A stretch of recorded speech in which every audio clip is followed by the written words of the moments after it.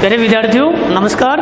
आज की online class में आपका हार्दिक अभिनंदन है। प्यारे विद्यार्थियों, अपना लेसन 9 चल ही रहा है प्रकाश, और इसमें आज का जो अपना हम टॉपिक जो ले रहे हैं वो है उत्तल दर्पण से वस्तुओं के प्रतिबिंब का निर्माण। पीछे की जो अपनी ऑनलाइन क्लास हुई है 2-3, इनमें हमने अवतल दर्पण से वस्तुओं के प्रतिबिंब का अध्ययन किया था। आज की ऑनलाइन क्लास में हम उत्तल दर्पण से वस्तुओं के प्रतिबिंब का निर्माण कैसे होता है इसका हम अध्ययन करने जा रहे हैं। उत्तल दर्पण के सामने हमें 2 स्थिति दी गई अपने सिलेबस में। एक तो हमें ये पूछेंगे कि जब उत्तल दर्पण के सामने बिंब अनंत पे स्थित हो तो बताइए उसका प्रतिबिंब कहाँ बनेगा। किरण चित्र बनाकर समझाइए कैसा बनेगा। दूसरी स्थिति ये है कि बिंब अनंत पे न हो, दर्पण के सामने हो लेकिन अनंत पे न हो, अनंत को छोड़ करके आगे हो दर्पण के सामने लेकिन अनंत पे न हो, तब उसका प्रतिबिंब कहाँ बनेगा। तो इसका हम अध्ययन करने जा रहे हैं। तो हम पहली स्थिति का अध्ययन करते हैं कि उत्तल दर्पण के सामने बिंब कहाँ हो, अनंत पे स्थित हो। तो देखिए प्रथम जो अपनी स्थिति है उसका हम अध्ययन कर रहे हैं। तो बिंब अनंत पर स्थित हो तो प्रतिबिंब कहाँ बनेगा, ध्यान रखना मुख्य फोकस पे बनेगा। प्रतिबिंब कहाँ बनेगा, मुख्य फोकस पर, दर्पण के पीछे। कहाँ बनेगा, दर्पण के पीछे बनेगा, ये भी ध्यान रखना। अब देखिए कैसे बनता है। कौन सा दर्पण बनाएंगे अब हम उत्तल दर्पण बनाएंगे। कौन सा दर्पण, उत्तल दर्पण। तो देखिए उत्तल दर्पण में क्या होता है।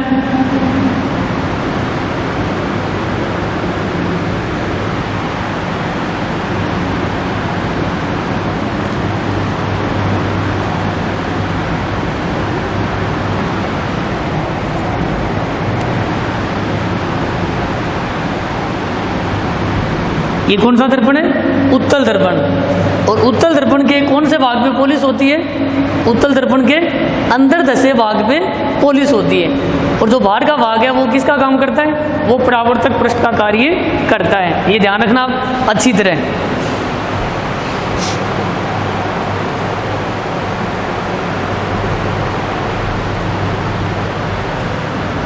इसको हम यूं भी बना सकते हैं, प्रतिबिंब बना लेंगे, क्योंकि बिंब हमेशा बाईं ओर रखी जाती है। ये उत्तल दर्पण है। उत्तल क्यों है, क्योंकि इसके अंदर वाले भाग में हमने क्या कर दी, पॉलिश कर दी। ठीक है, ए बी ये इसका परावर्तक पृष्ठ हो गया। ये इसका क्या है, उत्तल दर्पण का मुख्य अक्ष हो गया। ये जो बीच का मध्य बिंदु है ये क्या है, ध्रुव है। क्या ये ध्रुव पी, ये ध्रुव है, ये ध्यान रखना। ठीक है, अब देखिए ये मुख्य फोकस है। ठीक है, उत्तल दर्पण में मुख्य फोकस दोनों साइड में होता है, पीछे होता है। अब वस्तु हमें कहाँ रखनी है, उत्तल दर्पण के सामने वस्तु कहाँ रखनी है, वस्तु मतलब बिंब अनंत पे रखनी है। अनंत कहाँ है, ये। ठीक है, तो ध्यान रखना उत्तल दर्पण के सामने जब बिंब कहाँ पे हो, अनंत पे स्थित हो, तो इसका प्रतिबिंब कहाँ बनेगा, दर्पण के पीछे मुख्य फोकस पे बनेगा। तो यहाँ हम कौन सा नियम लगाएंगे, नियम 1 लगाएंगे। नियम 1 कम से कम 2 बार। पहला नियम कम से कम कितनी बार लगाएंगे, 2 बार। बाकी हम 2 बार से ज़्यादा भी लगा सकते हैं। तो पहला नियम क्या है, देखो बिंब कहाँ रखे, अनंत पे, तो प्रकाश की किरण अनंत से चलेगी, क्यों बिंब अनंत पे है। तो पहला नियम क्या है, प्रकाश की किरण मुख्य अक्ष के समानांतर चलती है, दर्पण पे टकराती है।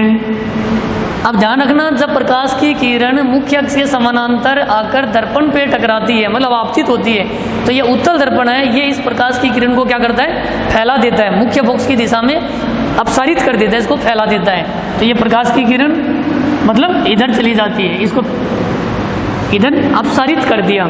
ठीक है, अब देखिए इस प्रकाश की किरण को हम पीछे बढ़ाएंगे तो ये किस में से गुजरती हुई दिखाई देगी हमें, फोकस में से। किस में से गुजर रही है, ये मुख्य फोकस में से गुजर रही है। तो ये हो गया पहला नियम। पहला नियम उत्तल दर्पण पे क्या लिखा जाता है, कि जब प्रकाश की किरण मुख्य अक्ष के समानांतर आकर उत्तल दर्पण पे आपतित होती है तो परावर्तन के पश्चात वो मुख्य फोकस में से गुजरती हुई प्रतीत होती है, वास्तव में नहीं गुजरती है, हमें दिखाई देती है। अब यही पहला नियम देखो, एक बार पुनः लगाते हैं। बिंब कहाँ है? अनंत पे, तो प्रकाश की किरण अनंत से चलती है मुख्य अक्ष के समानांतर, दर्पण पे टकराती है, आपतित होती है, और उत्तल दर्पण इस प्रकाश की किरण को मुख्य फोकस की दिशा में क्या करता है? इसको मतलब अपसारित कर देता है, इधर इसको इधर फैला देता है। अब इस किरण को हम पीछे बढ़ाएंगे तो ये भी किस में से गुजरेगी? ये भी फोकस में से गुजर जाती है, वास्तव में नहीं गुजरती, देखो गुजरती हुई प्रतीत हो रही है। अब बताइए ये प्रतिबिंब कैसा बना? ये दोनों परावर्तित किरणें वास्तव में मुख्य फोकस पे काट रही है क्या? नहीं। जब हम इनको पीछे बढ़ा रहे हैं डॉट डॉट, तब एक दूसरे को काटती हुई प्रतीत हो रही हैं, वास्तव में नहीं काट रही हैं, काटती हुई प्रतीत हो रही हैं। इसलिए ये प्रतिबिंब कैसा बना? आपको पूछेंगे इसकी प्रकृति बताइए, तो ध्यान रखना उत्तल दर्पण से प्रतिबिंब कैसा बनता है? हमेशा आभासी सीधा, आभासी सीधा, वस्तु से बड़ा है छोटा, वस्तु से हमेशा छोटा बनता है, ध्यान रखना सदैव छोटा। उत्तल दर्पण से वस्तुओं के जो प्रतिबिंब हैं हमेशा कैसे बनते हैं? आभासी सीधे बनते हैं और हमेशा वस्तु से छोटे बनते हैं। छोटा क्यों? वस्तु कहाँ है? ये ध्रुव है, वस्तु अनंत पे, ये दूरी देखो ज़्यादा है, दर्पण के ध्रुव से बिंब की दूरी ज़्यादा है, और प्रतिबिंब कहाँ बना? मुख्य फोकस पे बन गया यहाँ, तो ये दूरी कम है, तो प्रतिबिंब बिंब से क्या है? छोटा है। तो नियम कौन सा लगा? एक। पहले नियम को और भी लगा सकते हैं वैसे, ये इधर चली जाएगी, इसको आगे बढ़ाएंगे, पीछे और भी लगा सकते हैं। पहला नियम इधर से भी, ये इधर आ जाएगी, इसको पीछे बढ़ाएंगे, ये भी फोकस में से गुजरती हुई प्रतीत होगी। तो ये हो गया पहली स्थिति का वर्णन। तो ध्यान रखना दर्पण के पीछे बन गया प्रतिबिंब। आगे देखिए दूसरी स्थिति का अध्ययन करते हैं। स्थिति नंबर 2, स्थिति नंबर 2 लेते हैं।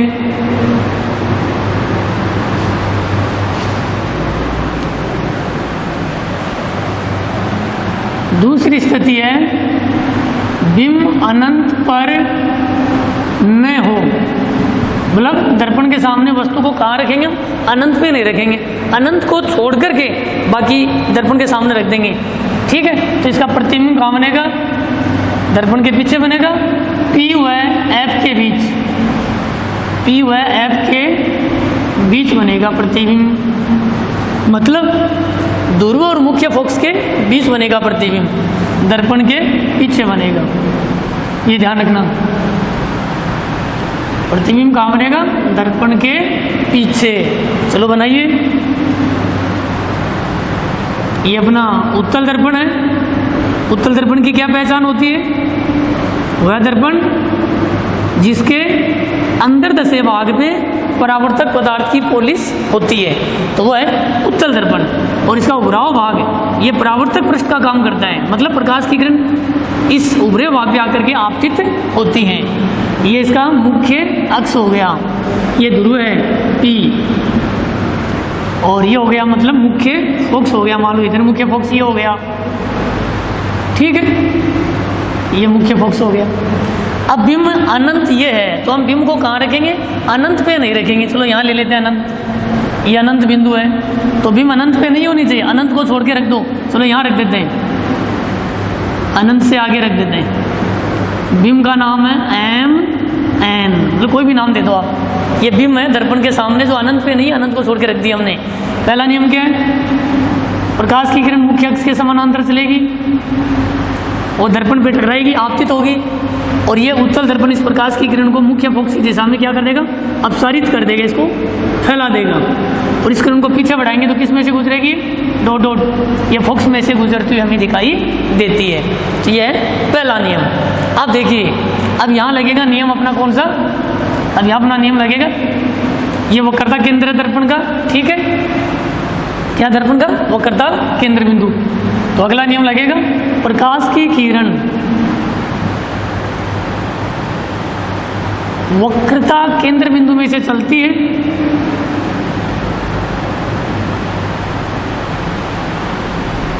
जब कोई प्रकाश की किरण वक्रता केंद्र बिंदु में से आकर के दर्पण पे टकराती है, तो दर्पण से टकराने के बाद ये प्रकाश की किरण इसी मार्ग से वापस लौट जाती है।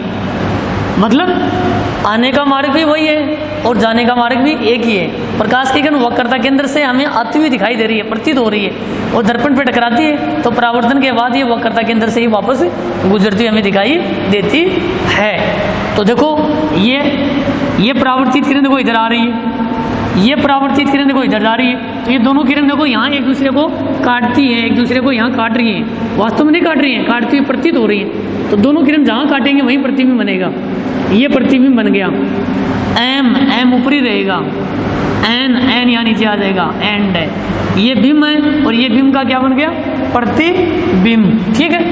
अब देखो नियम कौन सा लगा यहाँ हमने नियम लगाया अपना 1 व 3।